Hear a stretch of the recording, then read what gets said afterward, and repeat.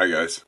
Anyway, I've seen a lot of videos lately, tagged videos I think they're called, by people I watch who have been doing 3 favorite melee zombie apocalypse weapons.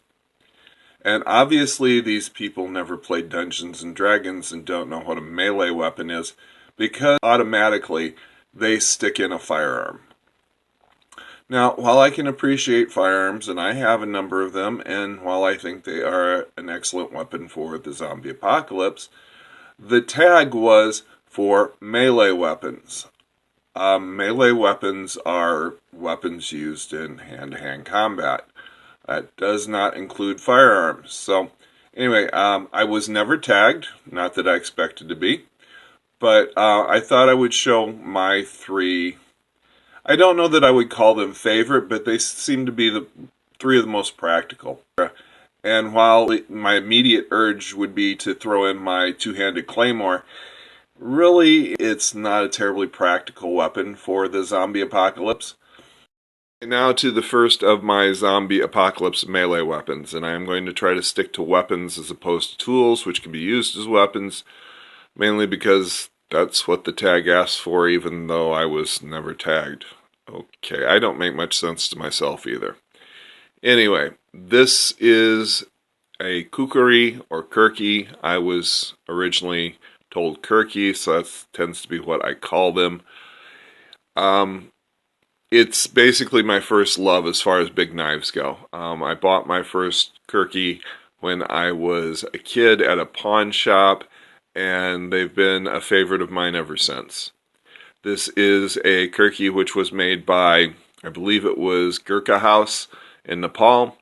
It is their jungle service model, which means that it is basically their service model but with an all matte finish. The blade has a matte finish, the handle has a matte finish, the brass on the handle has a matte finish. You get the theme. Anyway, kirkis are excellent all-around knives.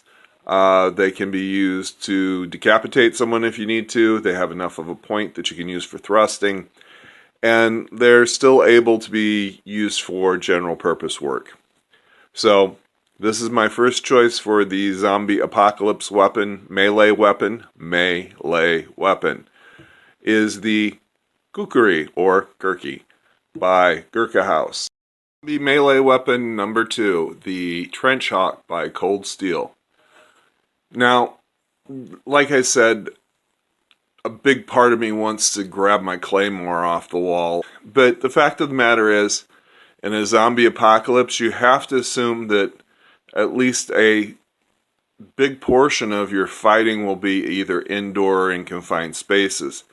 And unfortunately, a longsword or a claymore just is not practical in those situations.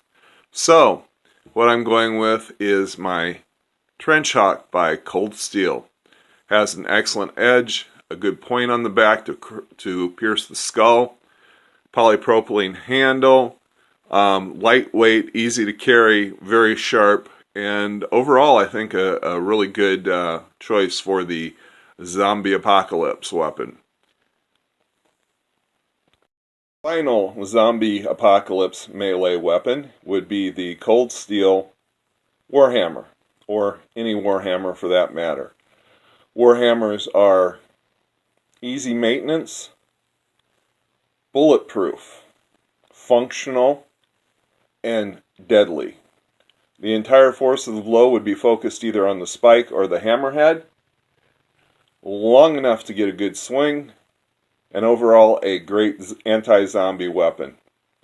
A little long to use in enclosed settings, but that's why I picked the Trench Hawk.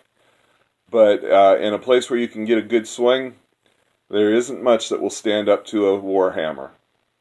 So those are my 3 zombie apocalypse melee weapons.